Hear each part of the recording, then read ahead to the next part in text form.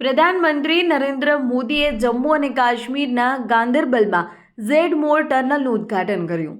આ દરમિયાન જમ્મુ અને કાશ્મીરના મુખ્યમંત્રી ઓમર અબ્દુલ્લા, ઉપરાજ્યપાલ મનોજ સિન્હા અને કેન્દ્રીય મંત્રી નીતિન ગડકરી પણ હાજર રહ્યા હતા। આ પ્રોજેક્ટ પ્રાદેશિક વિકાસ અને જોડાણ માટે ખૂબ જ મહત્વપૂર્ણ છે।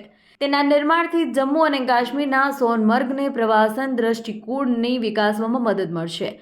આ ટનલ 6.5 કિલોમીટર લાંબી છે। ટનલ ખુલવાથી શ્રીનગર સોનમર્ગ રૂટ પરનો રોડ સેક્શન બધી ઋતુઓ માટે ખુલ્લો રહેશે અને સોનમર્ગ વિસ્તારમાં શિયાળાના પ્રવાસનને પણ વેગ આપશે। આ ટનલ 700 કરોડ રૂપિયાથી વધુના ખર્ચે બનાવવામાં આવી છે। લગભગ 12 કિલોમીટર લાંબો આ પ્રોજેક્ટ 2700 કરોડ રૂપિયાથી વધુના ખર્ચે બનાવવામાં આવેલો છે, જેમાં 6.4 કિલોમીટર લાંબી સોનમર્ગ મુખ્ય ટનલ, એક્ઝિટ ટનલ અને એપ્રોચ રોડનો સમાવેશ થયો છે।